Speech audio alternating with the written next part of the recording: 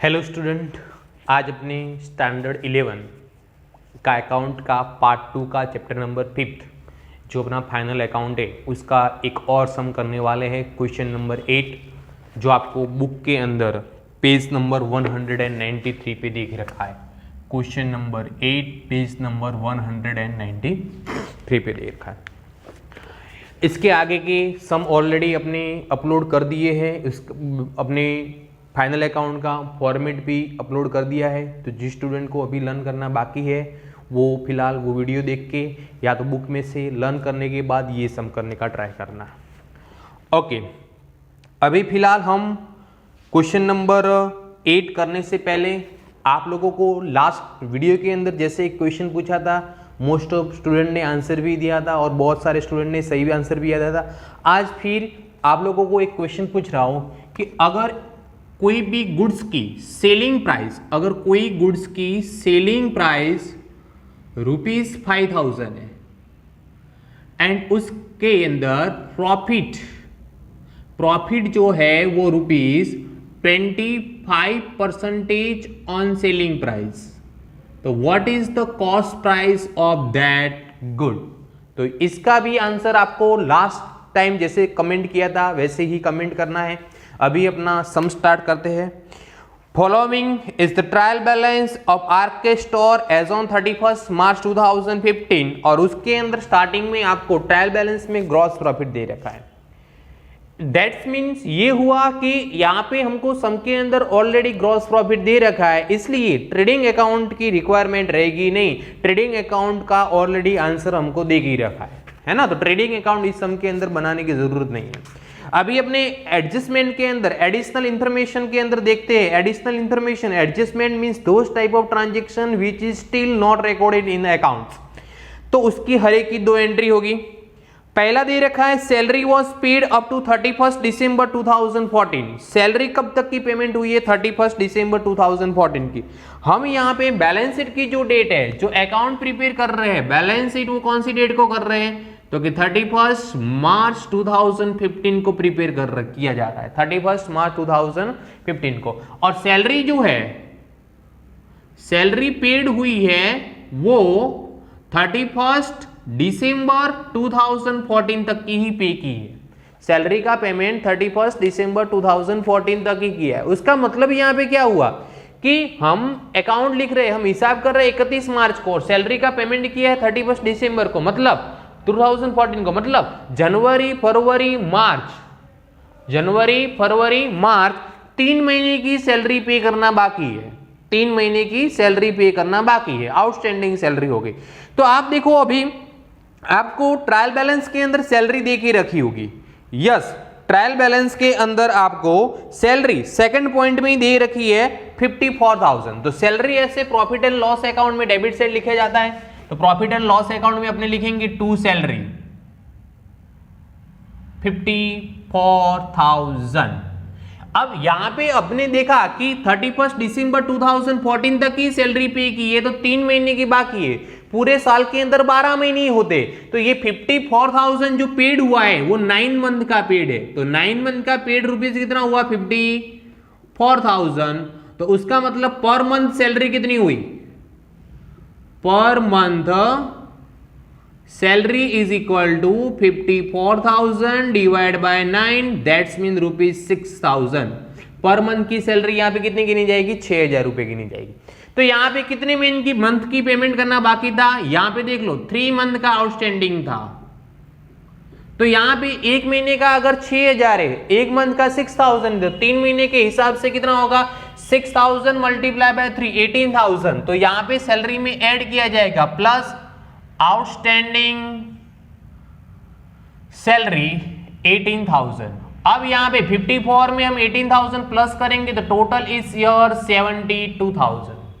Outstanding salary अपनी liabilities होगी, तो उसकी दूसरी इफेक्ट बैलेंस शीट में लायबिलिटी साइड लिखा जाएगा। यहाँ पे outstanding salary 18,000 rupees. Outstanding salary कितनी लिखी जाएगी? 18,000, जो 3 महीने की बाकी थी वो। दूसरा एडजस्टमेंट में हमको देखी रखा है कि 1200 being insurance premium for the year ending 31 September 2015। Insurance premium की बात करें तो अपने इंश्योरेंस प्रीमियम 30 सितंबर 2015 तक का पेमेंट हो चुका है। तो इसका मतलब अपनी बैलेंस शीट हिसाब बना रहे 31 मार्च को पेमेंट किया है, 30 सितंबर को 2015 को तक का पेमेंट हो चुका। मतलब हमको तो पेमेंट करना था 31 मार्च तक, हमने पेमेंट कर दिया 30 सितंबर तक। उसका मतलब यहाँ पे हमने एडवांस में पे किया है एक्सपेंस। कितने महीने का? देखो तीसरा मंथ है, तीसरे मंथ के एंड में हम बैलेंस शीट बना रहे हैं, तो अप्रैल, मई, जून, जुलाई, अगस्त, सितंबर 6 महीने का इंश्योरेंस हमने एडवांस में पे किया है। और वो भी कितने रुपए का इंश्योरेंस? देखो एडजस्टमेंट में दे रखा है 1200 रुपए का। एक 1200 रुपए का इंश्योरेंस है। रुपीज कितने रुपए का? 1200 रुपए। और इंश्योरेंस प्रीमियम जो होता है ऑलवेज ईयरली होता है। तो ये 1200 रुपए पूरे साल का है, उसमें से 6 महीने का एडवांस में पे किया है। तो पूरे साल का अगर 1200 तो 6 मंथ का कितना होगा? तो 6 मंथ का insurance premium is equal to 1200 divide by 12 multiply by 6 600 rupees हमने एडवांस में पे किए हैं। तो इंश्योरेंस प्रीमियम का जो भी एक्सपेंस होगा उसमें से 600 रुपीज एडवांस में पे किए, इसलिए माइनस किया जाएगा। तो अभी आप ट्रायल बैलेंस के अंदर देखो, 4th नंबर का दे रखा है टैक्स एंड इंश्योरेंस 7200, वो प्रॉफिट एंड लॉस में डेबिट साइड लिखा जाएगा बिकॉज ऑफ एक्सपेंस है टू टैक्स एंड इंश्योरेंस 7200। उसमें से माइनस करेंगे प्रीपेड हमने एडवांस में पे किया है कितना रुपए? 600, जो अब नेक्स्ट ईयर पे करना नहीं पड़ेगा। तो इस साल का टोटल इंश्योरेंस कितना होगा? 6600। उसकी दूसरी इफेक्ट प्रीपेड किया तो अपनी एसेट्स हो गई, इसलिए बैलेंस शीट में एसेट साइड लिखा जाएगा प्रीपेड इंश्योरेंस प्रीमियम 600 रुपीज का। कितने रुपए का? 600 रुपए का। उसके बाद हमारा नेक्स्ट 3rd नंबर का जो एडजस्टमेंट है वो कमीशन ऑफ ₹2000 रिसीवेबल। कमीशन 2000 रुपए अभी मिलना बाकी है, तो पेज टर्न करो। 2nd नंबर का पॉइंट ट्रायल बैलेंस में दे रखा है कमीशन आपको 9000। क्रेडिट साइड दे रखा है तो प्रॉफिट एंड लॉस में क्रेडिट साइड लिखा जाएगा बाय कमीशन वो आपको 9000 दे रखा। और अभी रिसीवेबल कितना है? मिलना कितना बाकी है? तो रिसीवेबल कमीशन जो मिलना है अपना 2000 रुपीज बाकी है। तो टोटल पूरे साल का कमीशन कितना होगा? 11000। उसमें से 2000 मिलना बाकी है, 9000 मिल गया। जो मिलना बाकी है वो अपनी एसेट्स होती है, उसकी दूसरी एसेट्स में लिखेंगे रिसीवेबल कमीशन कितना रुपए? 2000 रुपीज स्टिल मिलना बाकी है। उसके बाद हमको क्या दे रखा है? Calculate 10% interest on capital and 12% interest on drawing. Capital पे 10% और ड्राइंग पे 12% इंटरेस्ट गिनना है। तो देख लो आपको ट्रायल बैलेंस के अंदर कैपिटल एंड ड्राइंग कितना दे रखा है। तो ट्रायल बैलेंस के अंदर आपको देखो मोटर कार के नीचे बुक के अंदर कैपिटल दे रखा है 1,42,800। तो बैलेंस शीट में लायबिलिटी साइड लिखा जाता है कैपिटल 1,42,800, उसका इंटरेस्ट यहां पे प्लस किया जाता है इंटरेस्ट ऑन कैपिटल, और इंटरेस्ट ऑन कैपिटल यहां पे कितना होगा? 14,280 रुपीज। ओके, अब उसकी दूसरी entry, interest on capital is a expense for the business so that debited to profit and loss account to interest on capital interest on capital, और उसकी अमाउंट है अपनी 14,280। उसके बाद सम के अंदर बोला है कि ड्राइंग पे 12% इंटरेस्ट बोला है, तो ड्राइंग हमको दे के रखा है 6000। तो ड्राइंग कैपिटल में से माइनस किया जाता है, माइनस ड्राइंग वो दे रखा है 6000, और हम माइनस करेंगे इसमें से इंटरेस्ट ऑन ड्राइंग, और इंटरेस्ट ऑन ड्राइंग हमको कितना बोला? 12%। तो 6000 का 12% कितना होगा? 720। और इंटरेस्ट ऑन ड्राइंग इनकम होती है, इसलिए प्रॉफिट एंड लॉस में क्रेडिट साइड लिखा जाएगा bye interest on drawing 720 rupees, 720 रुपए। चलो, उसके बाद नेक्स्ट एडजस्टमेंट है अपना calculate 5% depreciation on furniture, 10% on building and 20% on motor car. तो सबसे पहले बात करते हैं अपने फर्नीचर पे डेप्रिसिएशन गिनना है, और फर्नीचर आपको सम के अंदर 48,000 का देख रखा है। तो फर्नीचर एसेट साइड लिखा जाएगा यहाँ पे फर्नीचर 48,000 का, उसमें से हम माइनस करेंगे उसका डेप्रिसिएशन 10% बोला है, तो 48,000 में से 4000 जाएगा तो 44,000, और 44,000 में से 800 जाएगा तो 43,200। इस डेप्रिसिएशन की दूसरी एंट्री पीएनएल में debit side to depreciation on furniture 4800। उसके बाद सम के अंदर हमको 5%, सॉरी अपनी गलती की है, अभी 5% फर्नीचर पे इंटरेस्ट गिनना था। कितना परसेंटेज? 5। तो 48,000 का 5% कितना होगा? 2400। तो 48 में से 2 गया 46,000, 45,600 बचेगा। और उसमें भी यहाँ पे दूसरी इफेक्ट में भी कितना लिखा जाएगा? 2400। उसके बाद 10% जो बोला है वो तो बिल्डिंग पे बोला, और बिल्डिंग की अमाउंट दे रखी है हमको 1,80,000। तो बिल्डिंग भी यहाँ पे लिखा जाएगा एसेट में, बिल्डिंग 1,80,000, उस पर 10% डेप्रिसिएशन माइनस किया जाएगा, इट्स 18,000। 180 में से 18,000 माइनस करें और आंसर इज 1,60,000। और हमको 20% बोला है मोटर कार पे, तो मोटर कार हमको 60,000 की दे रखी है। तो यहाँ पे मोटर कार लिखेंगे अपनी, मोटर कार 60,000 माइनस उसका डेप्रिसिएशन 20% के हिसाब से 60,000 का 20% 12,000 माइनस करेंगे तो और आंसर इज 48,000। ये दोनों डेप्रिसिएशन की एंट्री एक्सपेंस है, इसलिए P&L में डेबिट होगा। To depreciation on building, and depreciation on building का अमाउंट है 18,000 रुपीज। उसके बाद to depreciation on motor car, depreciation on motor car, और उसकी अमाउंट है अपनी 12,000 रुपीज। चलो उसके बाद नेक्स्ट एडजस्टमेंट क्या है? फ्रॉम डेटर ऑफ 20,000, 20,000 का डेटर, 20,000 के किस पैसे मांग रहे थे? राइट ऑफ 50%, उसमें से 50% हमको राइट ऑफ करने हैं। तो यहाँ पे देखो आपको डेटर्स दे के ही रखा होगा, तो देखो आपको ट्रायल बैलेंस के अंदर डेटर जो है वो कहाँ पे दे रखा है वो पहले ढूंढ लो, और डेटर्स की अमाउंट कितनी है वो पहले आपको निकालनी पड़ेगी। और डेटर्स आपको स्टार्टिंग में दे रखा है, फिफ्थ नंबर का पॉइंट है 1,20,000। तो डेटर्स P&L में, सॉरी एसेट साइड लिखा जाएगा, डेटर्स 1,20,000, 1,20,000 डेटर के पास पैसे मांग रहे थे, उसमें से 20,000 का जो डेटर्स है वो 50% नहीं देने वाला, तो वो बैड डेब हो गई। तो 20,000 का 50% मतलब 10,000, तो अभी बचे 1,10,000। तो ये बैड डेब हमको एडजस्टमेंट में दे रखी थी, उसकी दूसरी इफेक्ट होगी अपने प्रॉफिट एंड लॉस अकाउंट में जो फॉर्मेट बना के रखा है वही बैड डेब एडजस्टमेंट की कितना रुपए? 10,000 रुपीज। तो यहाँ पे अमाउंट की कॉलम में कितना लिखेंगे अपने? 10,000 रुपीज। उसके बाद अपना नेक्स्ट एडजस्टमेंट में कंटिन्यू क्या लिखा है देखो, next provide 5% bad डेब reserve, 5% bad डेब reserve गिनना है। तो माइनस इसमें से करेंगे, डेटर्स में से बैड डेब रिजर्व 1,10,000 का 5% 5,500, तो इसमें से ये माइनस करो तो कितना बचेगा? 1,04,500। ये बैड डेब रिजर्व एडजस्टमेंट की है, उसकी दूसरी effect profit and loss account में यहाँ पे जो फॉर्मेट बनाया है वही 5,500। उसके बाद हमको आगे क्या लिखा है? Provide 2% debtors discount reserve, debtors पे डिस्काउंट रिजर्व गिनना है, तो वो भी यहाँ पे माइनस करेंगे। इस डेटर्स पे क्या गिनना है? डिस्काउंट रिजर्व कितना परसेंट? 2%। तो इसका 2% करेंगे तो 2090 आंसर आएगा, है ना, 1,04,500 का। डिस्काउंट रिजर्व की दूसरी एंट्री P&L में debit to discount reserve on debtors 2,090 rupees.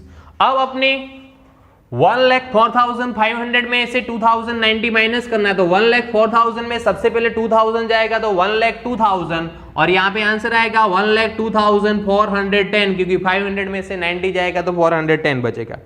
और लास्ट में लिखा है transfer of 10,000 to general reserve, profit में से 10,000 रुपए जनरल रिजर्व में ट्रांसफर करने, तो P&L में डेबिट होगा टू जनरल रिजर्व, जो भी प्रॉफिट होगा उसमें से इतना प्रॉफिट कम हो जाएगा, और कितना रुपए करना है ट्रांसफर करने के लिए? 10,000 बोला है। और जनरल रिजर्व यहाँ पे अपना बैलेंस शीट में लायबिलिटी साइड लिखा जाता है, जनरल रिजर्व बैलेंस शीट में ट्रायल बैलेंस में भी दे रखा है, और अभी आपका यहाँ पे 10,000 अपने ट्रांसफर किया इस साल का जनरल रिजर्व कितना रखा? प्रॉफिट में से हमने 10,000 रुपए रखा। अभी सारे एडजस्टमेंट हो गए हैं। नाउ अपने देखते हैं ट्रायल बैलेंस के अंदर कौन सी इफेक्ट बाकी रहेगी। तो पहला दे रखा है gross profit 3 lakh rupees, gross profit हमको देख ही रखा है, तो प्रॉफिट एंड लॉस में अपने क्रेडिट साइड लिखेंगे क्योंकि क्रेडिट साइड ही दे रखा है। तो gross profit GP 3 lakh rupees our amount of the gross profit. उसके बाद दे रखा है purchase and sales, sorry salary की एंट्री हो गई है। जनरल एक्सपेंसेस 6,600, तो यहां पे लिखेंगे to general expenses profit and loss account में 6600, जिसकी एंट्री हो चुकी है वो दोबारा करनी नहीं है। टैक्स एंड इंश्योरेंस की एंट्री हो चुकी है, सन्ड्री रेटर्स की भी एंट्री हो चुकी है। क्लोजिंग स्टॉक ट्रायल बैलेंस में दे रखा है, एक ही एंट्री होगी एसेट साइड, बैलेंस शीट में एसेट साइड क्लोजिंग स्टॉक, जिसकी अमाउंट जो देके रखी है क्लोजिंग स्टॉक की 13,200, 13,200। उसके बाद पेज टर्न करते हैं तो बैंक ओवरड्राफ्ट 6,000 दे रखा है, वो अपनी लायबिलिटीज होती है, तो लायबिलिटी साइड लिखेंगे बैंक ओवरड्राफ्ट, अमाउंट इज ₹6,000। उसके बाद कमीशन लिख लिया, एडवर्टाइजमेंट एक्सपेंस बिजनेस के लिए एक्सपेंस है तो प्रॉफिट एंड लॉस में डेबिट साइड 2, एडवर्टाइजमेंट एक्सपेंस 9,000। उसके बाद दे रखा है इंटरेस्ट 3,000, डेबिट साइड है तो प्रॉफिट एंड लॉस में डेबिट साइड क्योंकि एक्सपेंस होगा, इंटरेस्ट अकाउंट ₹3,000। उसके बाद हमको दे रखा है फर्नीचर, जिसकी एंट्री हमने कर दी है, बिल्डिंग भी कर दी थी, मोटर कार की कर दी, कैपिटल की कर दी, ड्राइंग भी की कर दी, वो सब लिख दिया है। उसके बाद हमको दे रखा है बैड डेट 3600, तो यहाँ पे फॉर्मेट बनाया ही है, बैड डेट ट्रायल बैलेंस का कितना रुपए 3600, ट्रायल बैलेंस का कितना 3600। उसके बाद बैड डेट रिजर्व दे रखा है 6000, तो यहाँ पे भी फॉर्मेट में ही है वो, बैड डेट रिजर्व कितना रुपए 6000, किसके अंदर दे रखा है ट्रायल बैलेंस का, टी के अंदर लिखा जाएगा। उसके बाद लोन लिए 24,000 की, तो लायबिलिटी साइड लिखा जाएगा अपनी लोन 24,000। उसके बाद तुरंत ही क्रेडिटर्स, वो भी यहां पे लिखे जाएंगे जो अभी तक उसकी एंट्री नहीं की है हमने, तो क्रेडिटर्स हमको कितने दे रखे हैं 12,000 रुपीज। उसके बाद हमको दे रखा है बिल रिसीवेबल 3,000, एसेट साइड लिखा जाएगा बिल रिसीवेबल अमाउंट इज 3,000। उसके बाद बिल्स पेबल 9,600, तो बिल्स पेबल क्रेडिट साइड यहां पे मतलब लायबिलिटी साइड 9,600 रुपीज। उसके बाद दे रखा है हमको कैरेज आउटवर्ड, जावक माल गाड़ा भाड़ू, मतलब सेल्स करने का खर्चा 4,000, पीएनएल में डेबिट 2, कैरेज आउटवर्ड 4,000 रुपीज। उसके बाद डिस्काउंट गिवन, किसी को डिस्काउंट दिया है 3,200, पीएनएल में डेबिट ऑल्सो 2, डिस्काउंट गिवन 3,200। उसके बाद दे रखा है हमको डिस्काउंट रिसीव हुआ है 2,400, तो वो पीएनएल में क्रेडिट होगा क्योंकि इनकम हो गई बाय डिस्काउंट रिसीव, और डिस्काउंट रिसीव की क्रेडिट बैलेंस है अपनी 24,000। और उसके बाद जनरल रिजर्व दे रखा है 30,000, तो जनरल रिजर्व अपनी लायबिलिटी साइड लिखा जाता है, 30,000 पहले से ही पड़ा था प्लस 10,000 इस साल रखा, तो टोटल इस साल का टोटल जनरल रिजर्व कितना हो गया 40,000। और लास्ट में दे रखा है कैश बैलेंस 21,000, वो अपनी एसेट है इसलिए बैलेंस शीट में लिखा जाएगा कैश बैलेंस इज 21,000। यहाँ पे सबका हो गया है, सारी एडजस्टमेंट की एंट्री और प्रॉफिट एंड लॉस की एंट्री कर दी है। नाउ हमको टोटल ही करना है, कुछ एक्स्ट्रा ऑर्डिनरी काम नहीं करना है, कैलकुलेटर से भी वो भी करना है। तो यहाँ पे प्रॉफिट एंड लॉस अकाउंट में सबसे पहले क्रेडिट साइड का टोटल करेंगे अपने, देखो यहाँ पे सब अमाउंट बाहर लिखी हुई है, gross profit is 3 lakh plus commission is 11,000 plus 720 is interest on drawing plus 24,000 is discount receive 3,35,730, 3,35,720, उसमें से सारे खर्चे माइनस करने हैं, बट इसका टोटल बाहर लिखना पड़ेगा पहले। बैड डेप का 3,600 ट्रायल बैलेंस की बैड डेप प्लस 10,000 एडजस्टमेंट की बैड डेप 550 प्लस की जाएगी बैड डेप रिजर्व एडजस्टमेंट की, और ये माइनस किया जाएगा ट्रायल बैलेंस का 6,000, तो 13,100 बचता है 13,100। अब 3,35,720 टोटल क्रेडिट साइड का था, उसमें से सब कुछ माइनस करेंगे, minus 72,000, 6,600 minus 14,280 minus 6,600 minus 9,000 minus 3,000 minus 4,000 minus 13,100 minus 2,400 minus 18,000 minus 2,090 minus 10,000 और लास्ट में माइनस किया जाएगा 3,200। तो योर आंसर इज, फिर से अपने एक बार देख लेते हैं, 3,35,720 में से माइनस करेंगे अपने 72,000 सबसे पहले सैलरी का है, minus 6,600 minus 14,280 minus 6,600 minus 9,000 minus 3,000 minus 4,000 minus 13,100 minus 2,400 minus 18,000 minus 12,000 minus 2,090 minus 10,000 and minus 3,200. Our answer is 1,37,000. यहाँ पे अपने डिस्काउंट रिजर्व 24,000 लिखा था, वो 2,400 है. फिर से दोबारा टोटल करते हैं. 3 लाख प्लस 11,000 प्लस 720 प्लस 2,400. और आंसर इज यहाँ पे क्रेडिट साइड का हो रहा है 3,14,120. उसमें से डेबिट साइड का माइनस करेंगे 72,000 minus 6,600 minus 14,280 minus 6,600 minus 9,000 minus 3,000 minus 4,000 minus 13,100 minus 2,400 minus 18,000 minus 12,000 minus 2,090 minus 10,000 और लास्ट में 3,200 माइनस करेंगे. Your answer is 1,37,850. It's your net profit. To net profit 1,37,850. और ये नेट प्रॉफिट अपने ड्राइंग कैपिटल में plus करेंगे. Net profit 1,37,850. अब इसका प्लस माइनस करेंगे. प्लस 1,42,800 प्लस 14,280 प्लस उसमें से माइनस करना है हमको ड्राइंग 6,000 और 720 रुपए हमको इंटरेस्ट ऑन ड्राइंग. तो इसका टोटल हो रहा है 2,88,210. अब बैलेंस शीट में दोनों साइड का टोटल करेंगे अपने. तो liability side plus 18,000 plus 40,000 plus 6,000 plus 24,000 plus 12,000 plus 9,600. और आंसर इज 3,97,810 लायबिलिटी साइड का. नाउ अपने asset side 45,600 plus 1,62,000 plus 48,000 plus 1,02,410 plus 3,000 plus 600 plus 2,000 plus 13,200 और plus 21,000. Our answer is 3,97,810. Total of the balance sheet में both side equal होना चाहिए, asset side हो या liability side हो. ये सब मैं वीडियो YouTube पे रख रहा हूं, उसका मतलब आपको आ नहीं जाएगा. इसके लिए आपको भी होमवर्क करना पड़ेगा, उसकी प्रॉपर नोट बना के ये सब आपकी नोटबुक में प्रॉपर वे में आप खुद गिनने का ट्राई करो तभी आपको आ जाएगा. और आपको गिनने के बाद मुझे इस नंबर पे आपका होमवर्क व्हाट्सअप कर देना है 9737448382. अपने नेक्स्ट वीडियो के अंदर नेक्स्ट नंबर का सम अपलोड करेंगे, तब तक ये सम की प्रैक्टिस करो, उसका फॉर्मेट लर्न कर दो. और ये फाइनल अकाउंट कंप्लीट होने के बाद आपने 12th स्टैंडर्ड भी स्टार्ट कर देंगे शॉर्ट टाइम के अंदर. तो 12th स्टैंडर्ड की आप लोग बुक परचेस कर लेना.